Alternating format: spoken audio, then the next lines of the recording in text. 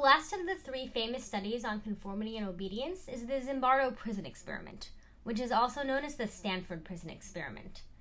And this study was conducted by Philip Zimbardo at Stanford University in 1971. And this experiment, like the other experiments that we've talked about, like the Ash study and the Milgram study, was trying to figure out how conformity and obedience can result in people behaving in ways that are counter to how they would act on their own, and even counter to how they think that they would act. And as before, the answer is complicated, because while we assume that only bad people would do bad things, this isn't always the case, and certain situations can make otherwise ordinary people behave in extraordinarily terrible ways. The original goal of the study was to look at how social norms and social conventions might influence the behaviors of participants who were playing the roles of prisoners and guards. So if you've ever talked about the study in your psychology class, you probably know the basic summary of it. That these students who were randomly assigned to be either prisoners or guards eventually got so caught up in their roles that the study needed to be stopped early. But there's a lot more to it than that. Because while the premise of the study is really disturbing, the details of the study are even more so. And let me state right out front that these participants knew all about the study. There was no deception here. I also want to note that the people who participated were the very definition of normal. They were recruited by newspaper ads, and they were tested to make sure that they didn't have any kind of medical or physical or psychological problems. And they all had similar backgrounds. They were middle-class students. In the end, 18 students participated, and they were randomly assigned with a coin flip to be either guards or prisoners. And importantly, the participants all knew that this assignment was random. Zimbardo wanted to make this prison experiment as real as possible for both the prisoners and the guards. So he actually had the participants in the prisoner condition arrested at unexpected times on what to them was a completely random day. And I don't mean that it was a fake arrest, like with students in fake police hats putting them in the back of their friend's car. I mean actual real arrests by the Palo Alto Police Department, who arrested them and handcuffed them and fingerprinted them, booked them, took a mugshot, and put them in an ill-fitting prison uniform. And after this, they were brought to the mock prison, which was actually in the basement of the Stanford Psychology building. Each prisoner was given a number that they were supposed to be referred to instead of their name, and they were given ankle chains to remind them of their prisoner status, and they were put in mock cells. They had mattresses in them, but there weren't any things like windows, and there weren't any clocks. And the idea behind that decision was to try to separate these prisoners from the outside world, to really simulate a prison environment.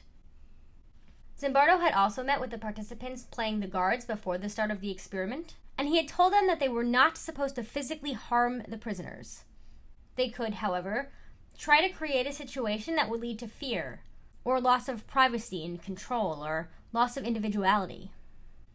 The guards were also given uniforms, and they were given batons, which were supposed to be for threats of physical violence and not actual physical violence, and also mirrored sunglasses. And they were instructed to refer to the prisoners by their numbers and not by their names.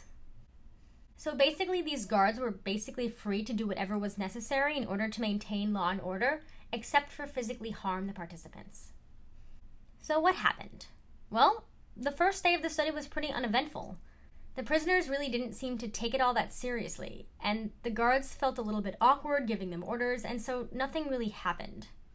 But then the participants, who were the prisoners, started to get pretty tired of their situation, and so they started to rebel against the guards. And specifically, some of them barricaded themselves in their cell. And at this point, the guards had to decide what to do next. Were they just going to let this go, or were they going to try to gain control over the situation? And in the end, the guards saw this behavior as an affront to their authority, their fake authority, and they began to fight back. And in response to this, the prisoners tore off their numbers and they cursed at the guards, and at some point, it isn't clear exactly when, the guards started to see the other participants as actual dangerous prisoners that needed controlling. And in response to what they saw was a threat from these prisoners, they used fire extinguishers on them and forced them to strip down.